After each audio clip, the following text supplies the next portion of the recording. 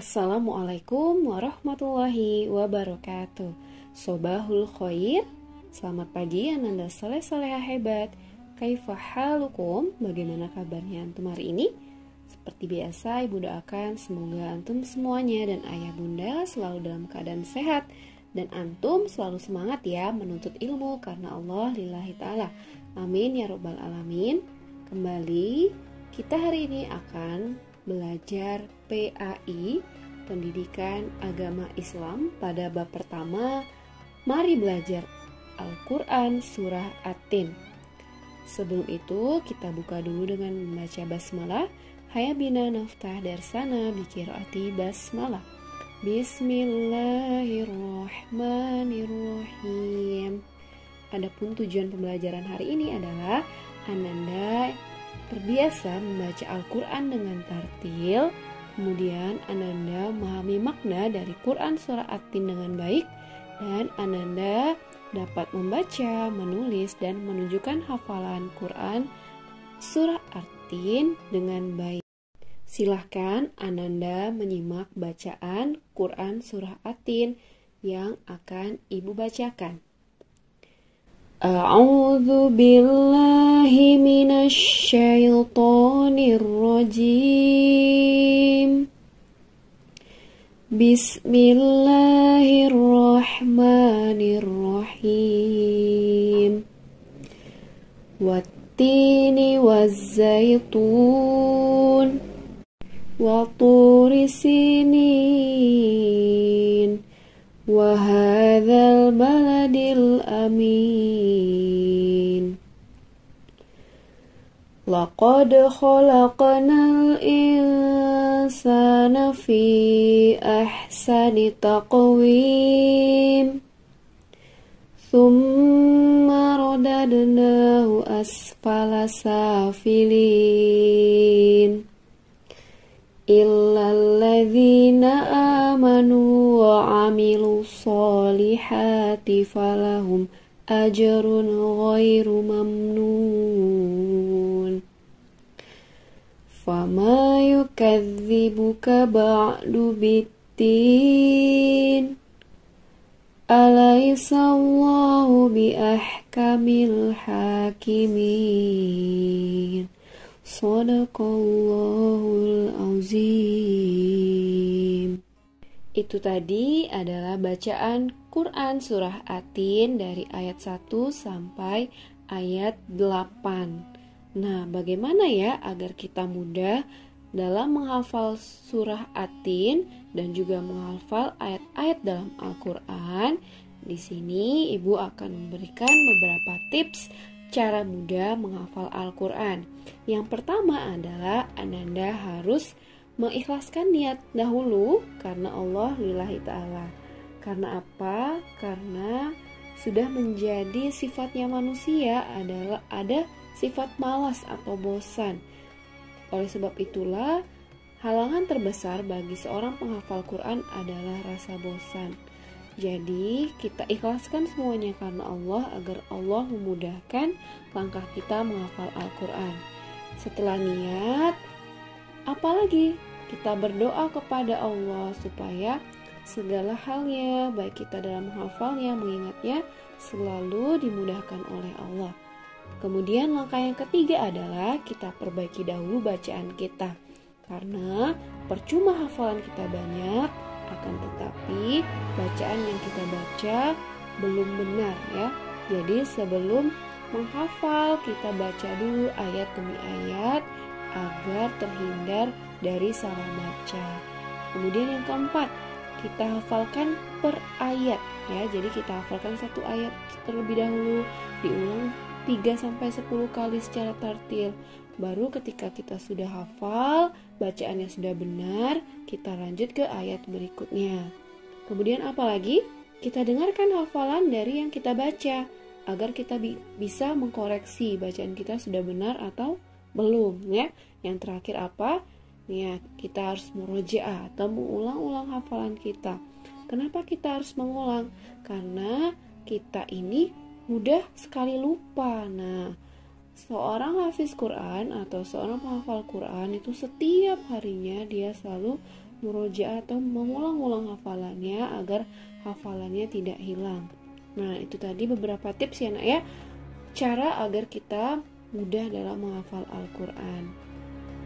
Mari ibu ajak antum untuk kita sama-sama ya membaca Quran surah Atin dengan tartil. Wahid, Isnain, Salasa. A'udzu billahi minasy syaithanir rajim. Bismillahirrahmanirrahim. Wattini wazzaitun wa turi sinin wa hadzal baladil amin. Laqad khalaqnal insana fi ahsani taqwim. Thumma radadnahu asfala safilin. Illal ladzina amanu wa amilus solihati falahum ajrun ghairu mamnun. Fama yukadzibuka ba'du biddin. Alaisallahu biahkamil hakimin. Shadaqallahul azim. Alhamdulillah kita sudah sama-sama melafalkan surah Atin. Nah, coba Ananda coba di rumah ya untuk dihafalkan Quran surah Atin menggunakan tartil dengan bacaan yang benar. Kemudian antum diharapkan ibu juga bisa menulis surah Atin. Nah, di dalam buku PAI antum sudah tersedia kolom untuk antum menulis ulang ayat-ayat yang terdapat pada surah Atin ya. Tujuannya apa? Tujuannya agar antum semakin lebih baik lagi dalam melatih penulisan bahasa Arabnya ya nak ya. Nah, Nanda soleh-solehah hebat ibu, kalau tadi di awal kita sudah melafalkan, kemudian antum juga nanti akan menghafalkannya, kita selanjutnya akan ibu ajak antum untuk memahami. Jadi Quran surah Atin ini terdiri dari 8 ayat, termasuk ke dalam golongan surah Makkiyah. Surah Atin ini adalah surah ke-95 dalam Al-Quran, diturunkan setelah Quran surah Al-Buruj. Nama Atin ini diambil dari kata Atin yang terdapat pada ayat pertamanya, yang artinya adalah buatin. Nah, Ananda simak ya penjelasan ibu dari kandungan ayat pertama sampai ayat ke-8. Kita mulai dari ayat pertama. Wattini wazzaitun, demi buatin dan buah zaitun ya. Jadi dijelaskan bahwasanya buatin ini banyak sekali terdapat di Damaskus atau Suriah. Sedangkan untuk buah zaitun ini adalah banyak terdapat di Palestina. Kedua buah-buahan ini teramat sangat banyak manfaatnya. Buah tin misalnya menjadi makanan yang lembut, mudah dicerna, kemudian buah yang paling sehat dimakan jika perut kita dalam keadaan kosong, dan juga termasuk obat yang banyak sekali kandungan manfaatnya, seperti menguatkan hati, menghilangkan sulitnya buang air kecil dan lemah pada ginjal, kemudian menormalkan lemah jantung, menghilangkan asma, gangguan pernafasan, batuk, sakit dada, dan lain-lain sebagainya. Terkait buah zaitun juga terdapat pada hadis riwayat At-Tirmizi, Rasulullah SAW pernah bersabda, makanlah buah zaitun dan gunakan minyak dengannya, karena sesungguhnya ia adalah pohon yang diberkahi. Wa turi sinin, dan demi gunung Sinai. Nah, kandungan dari ayat kedua Quran surah Atin ini adalah Bukit Tur atau Saina. Tur Saina, Bukit Saina ini terletaknya di semenanjung Sinai, lintasan antara tanah Mesir ke Israel, Arab, dan Mesopotamia. Jadi, dijelaskan Bukit Saina ini pada Quran surah Al-Mu'minun ayat 20, dan kami keluarkan pula pohon yang tumbuh di Bukit Tur Saina yang menghasilkan minyak dan menjadi kuah bagi orang-orang yang memakannya. Nah, dulu itu Bukit Saina ini adalah tempat ketika Allah mengajak bicara Nabi Musa dengan pembicaraan yang sesuai dengan kebesaran dan keagungannya. Di bukit itu pula Allah memerintahkan Nabi Musa untuk mendakwahi Fir'aun yang sangat melampaui batas. Selain itu, ketika malam Mi'raj, Rasulullah juga pernah berhenti sebentar di tempat ini dan melaksanakan sholat sebagai penghormatan pada kesucian tempat tersebut. Kemudian kita masuk ke ayat yang ketiga.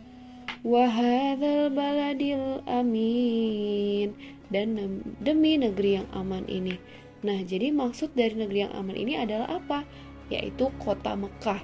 Jadi Allah Subhanahu wa Ta'ala mengutus Nabi Muhammad di kota Mekah. Artinya Nabi Muhammad akan berada dalam keadaan aman jika berada di kota ini. Laqad khalaqnal insana fi ahsani taqwim.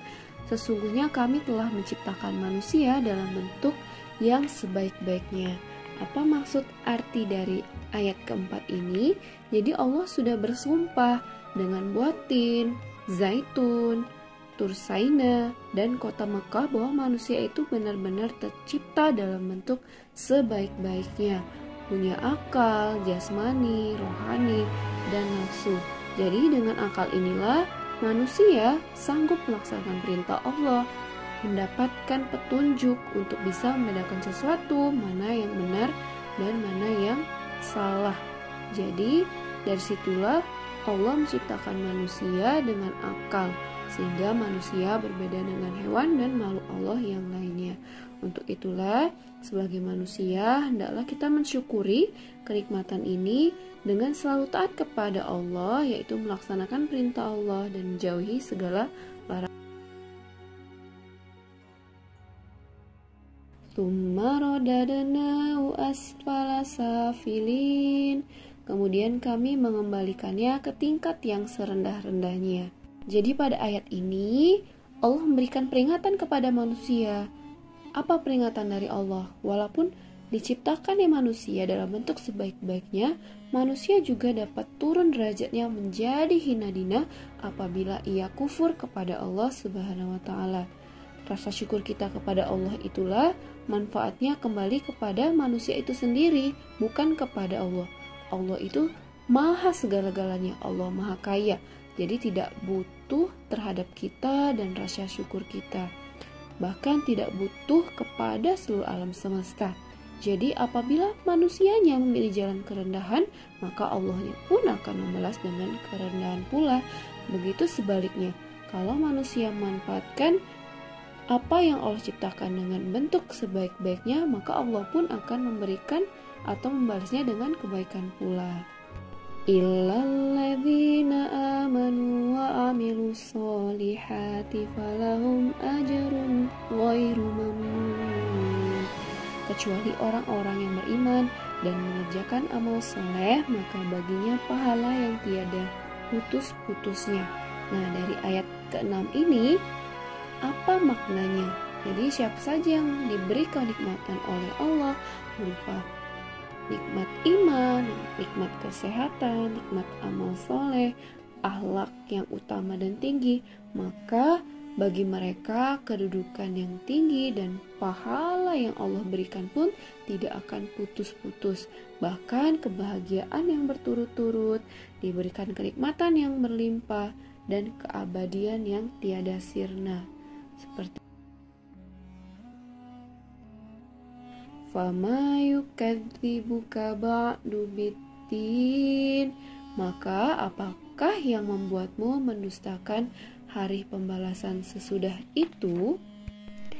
Tafsir dari As-Sa'idi mengatakan, Al-Alama As-Sa'idi berkata, yakni perkata yakni perkara apa wahai manusia yang menyebabkan dirimu mendustakan hari pembalasan terhadap amalan-amalanmu, padahal dirimu telah melihat tanda-tanda kekuasaan Allah yang banyak yang dengannya mestinya terwujud keyakinan pada dirimu. Dan dirimu juga melihat kenikmatan-kenikmatan yang mestinya menjadikan dirimu tidak mengingkari satupun apa yang diberitakan oleh Allah. Jadi, salah satu tanda kekuasaan Allah adalah penciptaan manusia dari sesuatu yang sebelumnya tidak ada sama sekali.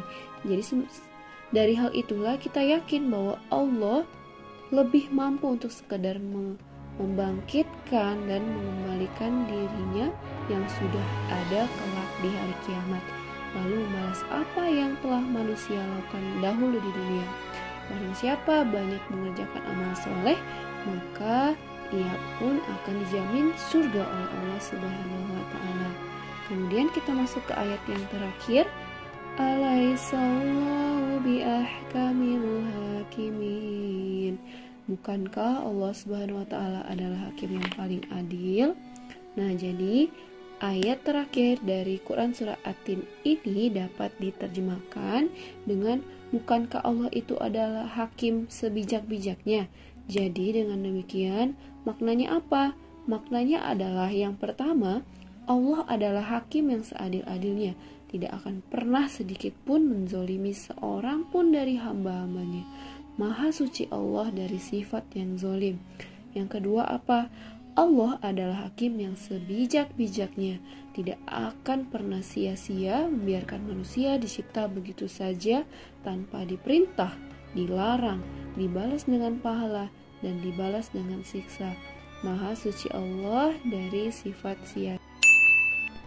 Baik, Ananda soleh-soleh hebat, itu tadi adalah kandungan surah At-Tin dari ayat pertama sampai ayat ke-8. Jadi dijelaskan bahwasanya Allah itu sudah bersumpah dengan buah tin, buah zaitun, Bukit Sina, dan kota Makkah bahwa manusia itu sudah diciptakan dalam bentuk sebaik-baiknya. Hendaknya kita selalu bersyukur kepada Allah akan hal itu. Karena apa? Karena kalau kita bersyukur kepada Allah dengan melakukan kebaikan, dengan melakukan kebijakan, Allah pun akan membalas dengan kebajikan pula. Begitu sebaliknya, kalau kita melakukan hal yang membuat kita menjadi manusia rendah, maka Allah pun akan membalas dengan kerendahan pula. Ya, semoga Ananda Ibu bisa memahami kandungan dari surah At-Tin dan kita semua dapat mengamalkannya pada kehidupan kita sehari-hari. Itu saja untuk pembelajaran hari ini tentang Quran surah At-Tin dari ayat pertama sampai ayat ke-8. Mari kita tutup pembelajaran PA kita pada hari ini dengan membaca hamdalah. Hayabina nakhtatim darsana bikiraati hamdalah. Alhamdulillahirabbil alamin. Ibu Rama akhiri. Wassalamualaikum warahmatullahi wabarakatuh.